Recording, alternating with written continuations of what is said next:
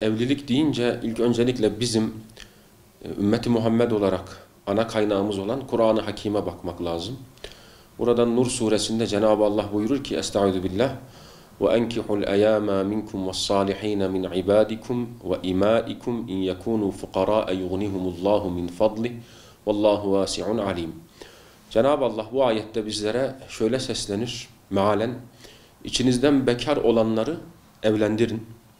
Eğer onlar yoksulluk içinde iseler, zorluk içerisinde iseler, Allah lütfuyla onları ihtiyaçtan, meşakkatten, zorluktan kurtarır. Allah'ın hazinesi geniştir. Allah her şeyi bilmektedir. Kur'an-ı Kerim'in bu ayetinden anladığımız, İslam'da evliliğin emredildiği, teşvik edildiği.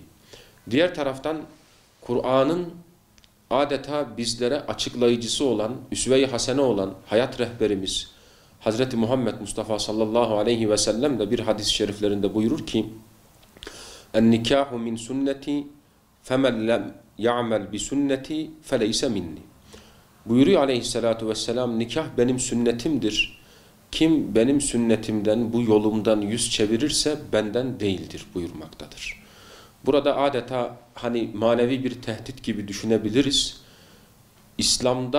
İslam dininde ruhbanlık sınıfı kesinlikle yoktur. Hristiyanlar manastırlara çekilir, Yahudiler kendi içlerinde bazıları evlenmez, din adamları özellikle evliliği kendilerine yasak kılarlar.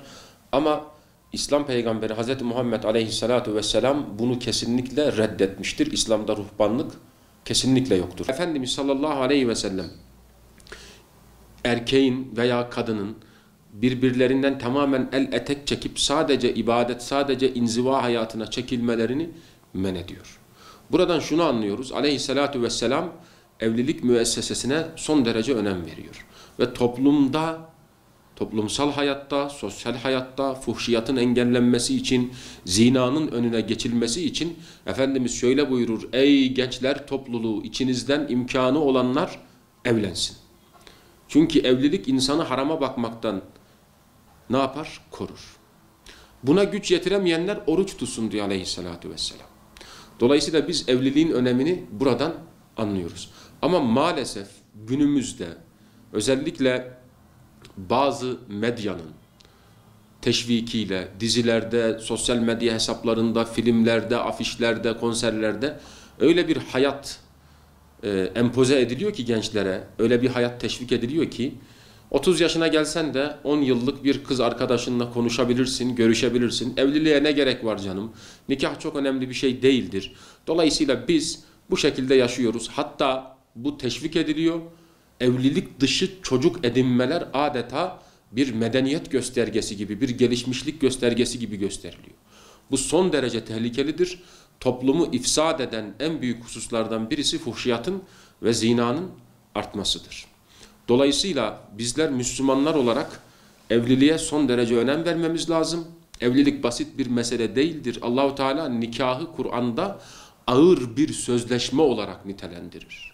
Bu yola çıktığımız zaman dünyalık için değil, sadece Cenab-ı Allah'ın rızasını kazanmak için bu yola adım attığımızın şuurunda, farkında olmamız gerekiyor.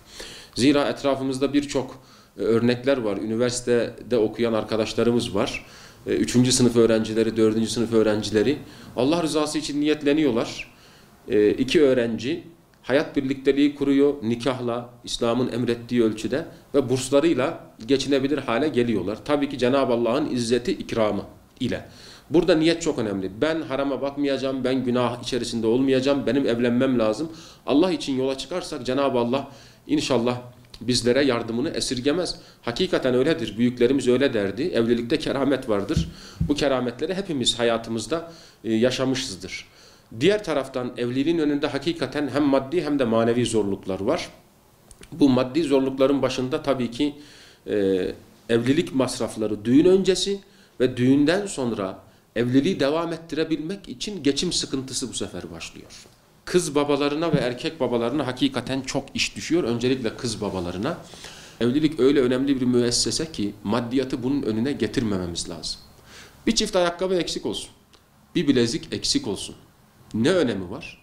Şimdi gelin hanımın babası, annesi 200 milyarlık altın istedi. Çocuk ev açacak, ev kuracak. Maalesef bazıları helal olan bir işi yapmak için harama gitmek zorunda kalıyorlar ki kredi, faize bulaşıyorlar. O evlilikten ne hayır gelecek? Ondan sonra düğün bitiyor. Gelin hanımın babası damadına elini uzatıyor. Hadi oğlum diyor, öpelim, Allah mesut bahtiyar etsin diyor. Ya sen adamın kucağına canlı bombayı koydun. Adamın sırtında 200-300 milyar borç. Allah rızası için birbirimizi zorlamadan, Efendimiz Aleyhisselatü Vesselam öyle buyuruyor.